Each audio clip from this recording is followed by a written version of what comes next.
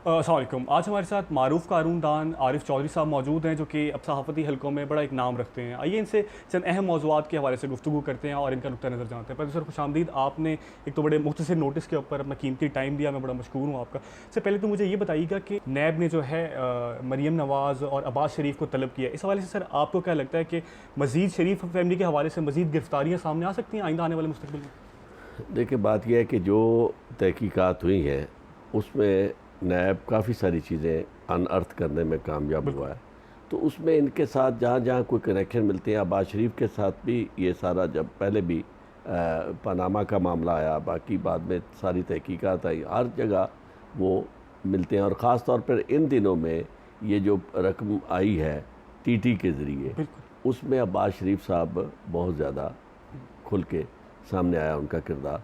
तो मैं ये समझता हूँ कि आने वाले दिनों में मरीम नवाज़ शरीफ साहबा के लिए भी और अब्बास शरीफ, तो ज़ाहिर है कि अब उनके हवाले से और बाकी चीज़ें जो हैं, मुझे लगता है कि काफ़ी ज़्यादा शरीफ फैमिली के गिर्द मज़ीद घेरा तंग होगा। शरीफ फैमिली के गिर्द घेरा यकीनन तंग होगा। हाँ जी, क्योंकि ये चीज़ें बहुत ज़्यादा आ गई। अब कोशिश वो कर रहे हैं इस तरह, उन्होंने देखे एक ही तरीके का रखा हुआ है कि हर बात को ये कहो कि जनाब ये हमारे साथ इंतकाम है। अब एक बात जो लोगों को भी समझनी चाहिए, मुझे और आपको भी समझनी चाहिए, कि उस इंतकाम के लिए भी अगर कोई मवाद है, पहली बात तो ये कि इंतकाम किसका। बिल्कुल, यानी हुकूमत जो आई है, नवाज़ शरीफ साहब ने उस वक्त, ये तो अपोजिशन थे और कोई ऐसी पॉलिटिकल पार्टी भी नहीं थी कि जिनके साथ इन्होंने कोई इंतकाम लिया हो, या किसी को यानी प्राइम मिनिस्टर जो अब बने हैं इमरान खान, उनके साथ उन्होंने कौन सी ऐसी ज़्यादती की हुई है बाजी में जिस वजह से उन्होंने इंतकाम लेना हो।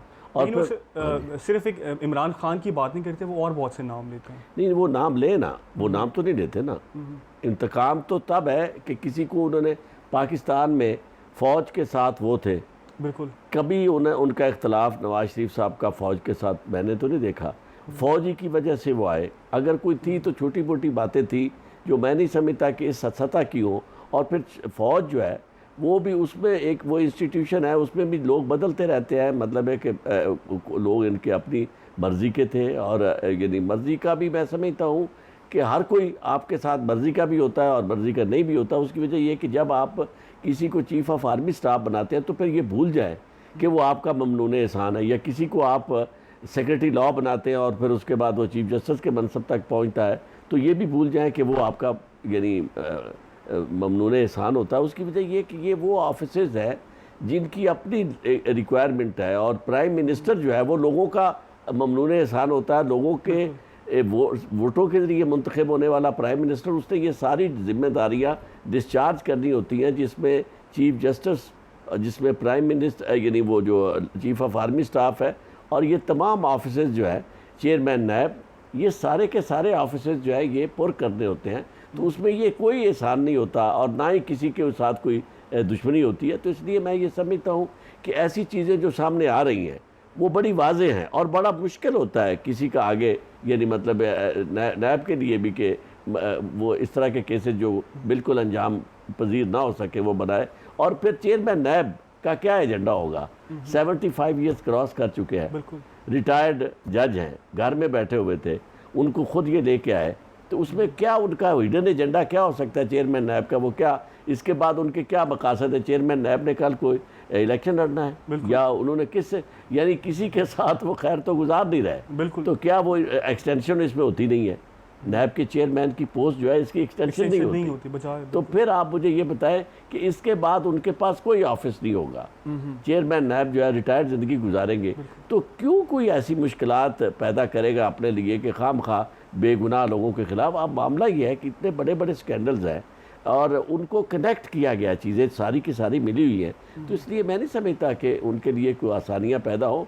अलबत्ता एक ज़रूर है कि चूँकि साथ साथ सियासी तौर पर वो दे आर गेनिंग स्पेस, और उन्हें काफ़ी ज़्यादा, मैं ये समझता हूँ कि वो काफ़ी अपने लिए रास्ते बना रहे हैं। और ख़ास तौर पर हुकूमत जो है उसकी भी ऐसी सूरत हाल नहीं है, थिन मेजॉरिटी के साथ हुकूमत कर रही है काम, और फिर हुकूमत की अपनी कारकर्दगी ज़ाती हवालों से निजी यहाँ पाकिस्तान के अंदर मैं समझता हूँ कि कोई इतनी काबिल कदर इस वक्त लोगों को नज़र नहीं आ रही, इसलिए कि जो मुश्किलात है लोगों की वो बहुत ज़्यादा है। तो इसलिए मैं ये समझता हूँ कि वो शायद कोई बहुत ज़्यादा मुश्किलात बहुत देर तक ना चल सके, चीज़ें जो है वो उनके लिए आसानियाँ पॉलिटिकली पैदा हो जाए। तो यहाँ तो सियासी मामलात ऐसे होते हैं कि वही जरदारी साहब जो बहुत अरसा यानी जेल में रहे और जिनके खिलाफ इतनी ज़्यादा केसेस थे, अल्टीमेटली इस मुल्क के प्राइम मिनिस्टर बन गए, आई एम सॉरी प्रेसिडेंट बन गए। तो इसलिए ये नहीं है कि बात यानी इंतकाम कोई नहीं है, चीज़ें जो है वो केसेस जो है वो सामने आ रहे हैं और उन केसेस के नतीजे में मुश्किलात में इजाफा होगा।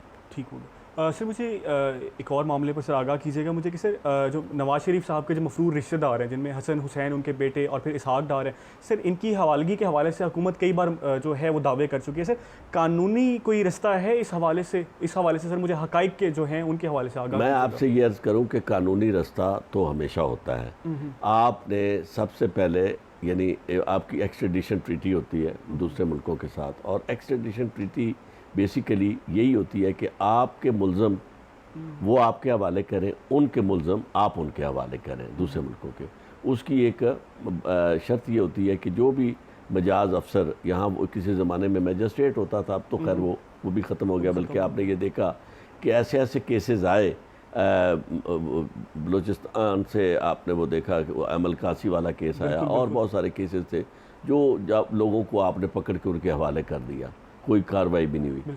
तो आप दूसरे मुल्कों से भी ऐसे मुआहदे जो है आपके होते हैं कि जिसके नतीजे में अगर आप वहाँ जाके उनके ख़िलाफ़ केस बता दें कि we have a strong case against this accuse person, तो वो आपके हवाले करते हैं। अब किस हद तक आपकी विल मौजूद है, ये बात आपकी मैं इससे एग्री करता हूँ कि काफ़ी ज़्यादा हमने ये बात कई दफ़ा सुनी कि जी पहले तो हमें ये तासुर ऐसे लगा, मुझे तो ये मिला कि शायद ये सिर्फ इसहाक डार स्पेसिफिक है। अच्छा। कि जी उन्हीं की हद तक, यानी ये भी अभी क्लियर नहीं हुआ कि ये मुआहदा जो है ये ओवरऑल तमाम ऐसे मुल्ज़मान की हद तक है या एक यानी एक्यूज स्पेसिफिक है। क्योंकि होना ये चाहिए जिस तरह अब फ़िज़ा है पूरी दुनिया के अंदर, ये जो फाइनेंशियल क्राइम है इसके बारे में ज़ीरो टॉलरेंस की पॉलिसी अपनाई जा रही है और उसमें कोशिश ये की जा रही है कि इंटरनेशनल कम्युनिटी जो है वो ग्लोबल विलेज की रिक्वायरमेंट्स पूरी कर रही है, जिसमें वो समझते हैं कि जो फाइनेंशियल क्राइम में मुलव्वस है वो पूरी सोसाइटी के साथ ज़्यादती कर रहा है, उनका के साथ दुश्मनी कर रहा है। तो इसलिए वो मदद करते हैं, लोगों को हवाले करते हैं। अब किस हद तक आपकी विल मौजूद है, किस हद तक आपकी टीम मौजूद है जो इस मामले में जाके करती है, यानी कन्विंस करती है उन कोर्ट्स को और वहाँ एडमिनिस्ट्रेशन को, तो फिर वो लाने में कामयाब हो सकते हैं। लेकिन अभी तक हुकूमत ने कुछ इस मामले में दिखाया नहीं है। प्रेस कॉन्फ्रेंसेस जो हैं वो इनके एहतसाब के जो हैं क्या बने हुए उनके मामले खसूसी, उन्हीं की उनके बयानात और साथ वो फिरदौस आशिक अवान और सारे मिल के बार बार वो, तो कोशिश ये इन्हें करनी चाहिए कि इस तरह का ज़्यादा हल्ला गुल्ला या प्रोपेगेंडा जो है वो बेअसर हो जाता है अगर आपका उसके साथ आपका एक्शन जो है वो ट्रांसलेट नहीं होता। तो आप कोशिश ये करें कि काम करें, वो काम लोगों को नज़र आ जाए। अभी हुकूमत की हालत, मैं तो हैरान हूँ कि वही हुकूमत जो फजल रहमान के ख़िलाफ़ इस तरह की ज़ुबान बोल रही थी, अब वो फजल रहमान के घर जब पहुँचे हैं उनसे मुलाकात कर रहे हैं कि जनाब आप हमारी मदद करें इस मामले में। तो आपको कोशिश ये करनी चाहिए कि पहले ही ऐसा सेंसिबल रवैया इख्तियार करें और राहें इस तरह की रखें। बाकी रास्ता हर पॉलिटिकल पार्टी, हर शख्स जो सियासी तौर पर या आम हालात में भी वाइज आदमी है, वो पॉइंट ऑफ नो रिटर्न तक नहीं पहुंचता। मतलब अब आज की आइडियल सिचुएशन क्या होती, आप आते गवर्नमेंट में कहते जनाब देखें पहले के केस बने हुए हैं, तहकीकात हो रही हैं, हम इसमें मुदाखलत नहीं करेंगे, जो भी है बाकी आप सारा प्रोसेस चलता रहता। आप सारे बाकी मामलात में यू टर्न ले रहे हैं तो ज़ुबान के मामले में भी यू टर्न ले लेते। कोई ज़रूरत नहीं है कि जो पार्लियामेंट के अंदर बैठे लोग हैं उनके ख़िलाफ़ बस ज़ुबानी आप करें। और मैं कभी इस बारे में मैं इसे जस्टिफाई नहीं करता कि आप फॉरेन डिग्नेटरी आएँ और आप उसमें अपोजिशन को इन्वॉल्व ना करें। आप बैरूनी मुल्क दौरे के लिए जा रहे हैं, अपोजिशन को इसमें शामिल ना करें, एतमाद में ना लें। उसकी वजह यह है कि गवर्नमेंट जो है, चाहे वो अपने आप को यूँ समझे कि शायद अवतार है और खुदा ने नाज़िल किया हमारे ऊपर, इसके बावजूद ये बात मैं मानने के लिए तैयार नहीं हूँ कि डेमोक्रेटिक सेटअप हो और उसमें आप अपोजिशन को आपको बहुत बुरी लगती हो बहुत आप उसे डाकू कहें, चोर कहें, लूट गए, जो मर्जी कहें, लेकिन उनका वो हक जो उन्हें लोगों ने दिया है इलेक्टेड रिप्रेजेंटेटिव के तौर पर, उससे आप उन्हें महरूम नहीं कर सकते। यानी ये किसी को इख्तियार हासिल ही नहीं है कि वो अपने तौर पर अगर उसके 2-4 वोट ज़्यादा हो गए और वो प्राइम मिनिस्टर बन गया तो बाकी सारी अपोजिशन जो उसे कह जी ये मैं नहीं इसका मैंडेट मानता, उसका मैंडेट जो बतौर अपोजिशन के है वो आपको तस्लीम करना होगा। और फिर आपको कोशिश ये करनी होगी कि कोई एक दूसरे के साथ अच्छी गुफ्तगू, अच्छी ज़ुबान, कोई कहीं रिकन्सिलिएशन, कहीं कोई ऐसी सूरत हाल, पाकिस्तान को बहुत ज़्यादा मुश्किलात है माशी से लेकर आपको फ़ॉरेन पॉलिसी के मामलात में, आप हम खारजी सतह पे इतने ज़्यादा थ्रेट्स में हैं इंडिया के साथ, हमें यानी कोहेरेंस चाहिए। आपने देखा एक बात जो इन्होंने अच्छी की, वहाँ अमेरिका में जाके एक बहुत बड़ा जलसा किया। बिल्कुल, मैं लकीली वहाँ था। अच्छा, हाँ जी, तो जलसे में तो खैर मैं नहीं गया, लेकिन मैं वैसे गया अपनी जीत। मुझे खुशी हुई इसलिए कि बहुत सारे पाकिस्तानी वहाँ आए, हज़ारों की तादाद में। अब इसका मैसेज क्या कन्वे हुआ कि वो तकरीबन 7,000 लोग जो थे, वो जो कहने के मुताबिक देखने में भी नज़र आया कि वो वाइट हाउस के बाहर भी थे, पाकिस्तानी अमेरिकन। अब मैसेज जो कन्वे हुआ ट्रंप को, वो ये मैसेज कन्वे हुआ कि he is a popular leader. हमें चाहिए ये मैसेज वहाँ, यानी जो हमें रिप्रेजेंट करने के लिए जा रहा है कि पूरी कौम इसके पीछे है। मसला कश्मीर हो, आफिया सिद्दीकी का मसला हो, हमारे बाकी सारे अंदरूनी मामलात हो, ट्रेड के मसले हो, एड के मसले हो, सब पे पाकिस्तानी कौम एक है और भैया का अफ़गान इशू पे हर पे हम एक है, इकट्ठे हैं। अगर आप लोगों को वहाँ बुलाते हैं, अच्छा कदम उठाते हैं, तो क्या ही अच्छा होता कि आप अपनी अपोजिशन को भी बुलाते उनसे, और लोगों को पता चल जाता है कि देखें जी हमारे यहाँ इस तरह की कोई रिवायत माजी में भी नहीं है ना। मैं आपको एक अर्ज करूं, अगर नहीं थी ना, अब माजी में भी ये बात आपने सही कही, बड़ी बदकिस्मती थी। यानी नवाज शरीफ साहब जो थे वो हमेशा सिर्फ शहबाज शरीफ साहब को लेके चलते थे। उन्होंने कभी नहीं ये देखा कि बाकी चीफ मिनिस्टर जो है वो भी उतना ही हक रखते हैं, उतनी ही नुमाइंदगी उनके पास है जितनी उनके भाई के पास है। वो उन्होंने बिल्कुल फैमिली, मैं कभी भी इस बात को मैं आपको अर्ज़ करूँ, पाकिस्तान में अब इतने ऐसे लोगों की ज़रूरत है कि जो बात करें, कहते हैं ना कॉल ए स्पेड, बजाय इसके कि हम कोई एजेंडा किसी एक पॉलिटिकल पार्टी का लेकर बज़ाहिर अपने आप को गैर जानबदार मुबस्सर कहें और बात हम वो करें जिसमें हमारे पस पर्दा जो यानी तहत शऊर में ही नहीं बल्कि इससे ज़्यादा हमारे मकासद जो हैं वो किसी ख़ास नुक्ता नज़र को प्रमोट करने के, कि किसी ख़ास पॉलिटिकल पार्टी को यानी डिफेंड करने के हों या उसे आगे बढ़ाने के हो।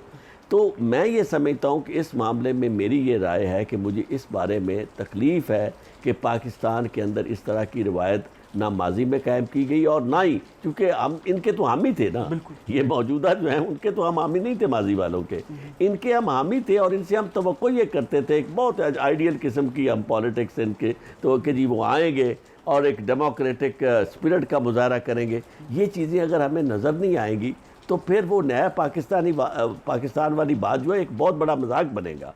2 बड़े बड़े नारे इन्होंने लगाए हैं, एक रियासत मदीना और दूसरा नया पाकिस्तान और तीसरी तब्दीली। अब तीनों लफ्ज़ इस हद तक बदनाम न कर दे कि जिस तरह पाकिस्तान में लोग इस्लाम का नाम पॉलिटिक्स में ज़िया-उल-हक की वजह से तकलीफ़ होने लगी लोगों को। हालांकि इससे ज़्यादा तकलीफ ये नहीं, अच्छी बात क्या हो सकती कि आप पाकिस्तान में इस्लाम की बात करें। फिर इस्लामी सोशलिज़म का नाम जुल्फ़िकार अली भुट्टो साहब ने इस हद तक, यानी हम उनकी बहुत सारी पाकिस्तान के लिए खिदमात हैं, लेकिन ये जो उन्होंने काम किया ये बिल्कुल यानी आपने एक नुक्ता नज़र पूरा जो था उसे इस अंदाज में ख़राब करके रख दिया। अब इनकी हालत यह है कि ये इन 4 लफ्ज़ों पे खेल रहे हैं, नया पाकिस्तान, तब्दीली और इसके अलावा ये है कि हम यानी करप्शन का ख़ात्मा। हाँ जी, अब करप्शन का ख़ात्मा जो है उसके लिए भी आपको कम अज़ कम कुछ दिखाना तो चाहिए कि पाकिस्तान खुशहाल पाकिस्तान, फलाई पाकिस्तान, खुशहाल पाकिस्तान और फलाई पाकिस्तान जो है उसमें इतने वज़ीर और मशीर नहीं होते। बिल्कुल सर, ये तो दावा था इमरान खान साहब का कि ये जो मशीर और वज़ीरों की तादाद है इसमें बिल्कुल नहीं, यानी उन्होंने तो एक कमाल कर दी ना जी। सबसे पहले उन्होंने कहा जी यू टर्न लेना जो है ये उन्होंने कहा जी बहुत अच्छी बात है लीडर की। यानी मैं हैरान होता हूँ कि ये ऐसे ही है कि जैसे आप ये कहें कि जी बादहती से बेहतर कोई यानी बात नहीं हो सकती तरीक़ेकार के, जी आप लीडर हैं तो आप जो आपने अहद किए हो इसे और यू टर्न को और अंदाज में ना देखें, यू टर्न को ये देखें कि मैंने आपसे एक वादा किया है कि जी मैं आपको ये डिलीवर करूँगा। जब मेरे पास आपका दिया हुआ इख्तियार आ जाता है तो मैं कहता हूँ जी नहीं मैं नहीं कर सकता, मैंने यू टर्न ले लिया। बिल्कुल सर। यानी ये बदअहदी है। तो कौम के साथ किए गए वादे जो थे आपके, और जो आपका कहना था कि हम ये नहीं करें, कशकोल नहीं, फला, और फिर बाकी चीज़ें, मैं तो हैरान होता हूँ कि वो गवर्नर हाउस को उसमें तालीमी इदारे में मुंतकिल करने वाली बात, प्राइम मिनिस्टर हाउस को करने वाली बात, वो सारी की सारी बातें तिफल तसल्लियाँ आई वाश नज़र आती है। आप मुझे बताएं कि एक साल गुजरने को है, 20% मैंडेट इनका जो है वो एग्जॉस्ट हो चुका है। बिल्कुल सर। क्या ये 20% मैंडेट एग्जॉस्ट करने के बाद कुछ दिखा सकते हैं कि इनका कोई जो प्रोग्राम था उसमें से 20% नहीं तो कम से कम 10% ही इन्होंने डिलीवर किया हो? बिल्कुल। तो ये वो बातें हैं कि सर इन सारी सूरत हाल के जो कसूरवार है वो माजी की हुकूमतों को ठहराते हैं। इस हवाले से उनका जो एक एक्सक्यूज़ है वो फाइनेंशियल क्राइसिस है, जो जिसको वो कहते हैं कि फाइनेंशियल क्राइसिस की वजह से और माजी की जो हुकूमत है इनकी वजह से हम बेहतर अंदाज में डिलीवर नहीं कर सके जिस तरह हमें करना चाहिए था। मैं आपको अर्ज़ करता हूँ, ये बात बिल्कुल दुरुस्त है कि माजी की हुकूमतों ने डिलीवर नहीं किया, लेकिन उसके लिए लोगों ने इनको वोट दे दिए। यानी रवायती पॉलिटिकल पार्टीज़ जो एंट्रेंच्ड थी, बिल्कुल, जिनके अपने बाकायदा MNAs, MPAs, वर्कर्स हर सतह पे मौजूद थे और कई सालों से हुकूमत कर रही थी, बिल्कुल, उनको नज़रअंदाज करके लोगों ने इन्हें वोट दिया, पहली बात।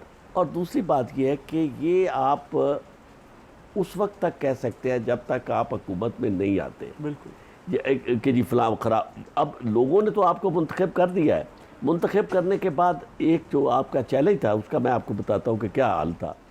हाल ये था कि आप वाकई पाकिस्तान में आकर बताते कि जनाब देखिए ये हमारी माशी सूरत हाल है, हम IMF के पास नहीं जाना चाहते, उसके लिए कुर्बानी कौम से लेनी है। और क्या कुर्बानी? ये नहीं है कि गरीब आदमी से कुर्बानी ये लें कि जनाब आपको रोटी जो है वो 20 रुपए की मिलेगी, आपकी दस्तरस में जो है आटा नहीं होगा, आपकी दस्तरस में चीनी नहीं होगी, आपकी ज़रूरतें बच्चों का दूध नहीं होगा, ये नहीं था। उसके लिए ये कहते हैं कि ये बड़ों से हम कुर्बानी लेते हैं। पाकिस्तान में सबसे पहले हम पाबंदी लगाते हैं ऐसी इंपोर्ट्स पर, गाड़ियाँ, लग्जरी गाड़ियाँ, उनके ऊपर पाबंदी लगाएंगे, गैर मुल्की अशिया हम इस्तेमाल नहीं करेंगे। पाकिस्तान में हम सारे के सारे खुशहाली जो है उसको डिस्ट्रीब्यूट करेंगे। जो इस्लाम का तस्वर है कि अगर आपका हमसाया जो है वो भूखा सोया तो आपके लिए खाना हराम है। तो आप ये करते हैं कि जनाब देखिए हम आपके इस पाकिस्तान को एक नया पाकिस्तान और एक ऐसा खुशहाल पाकिस्तान जिसमें सब खुशहाली में शामिल हो, हम वो करना चाहते हैं। तो उस खुशहाली में आप सारी कहते हैं कि जनाब देखें कोई गैर मुल्की अशिया इस्तेमाल नहीं होगी। आपको मैं याद दिलाऊं कि 23 मई 1948 को ये एक मुआहदा हुआ था, यानी उस वक्त के प्राइम मिनिस्टर लियाकत अली खान साहब की कैबिनेट ने हलफ उठाया था कि हम ये अहद करते हैं कि हम पाकिस्तान की बनी हुई अशिया पहनेंगे, वो इस्तेमाल करेंगे, और अगर हमें पाकिस्तान की बनी हुई अशिया नहीं मिलेंगी तो हम वो चीज़ें, अपनी ज़रूरतें उस मामले में ख़त्म कर देंगे, हम गैर मुल्की चीज़ें इस्तेमाल नहीं करेंगे।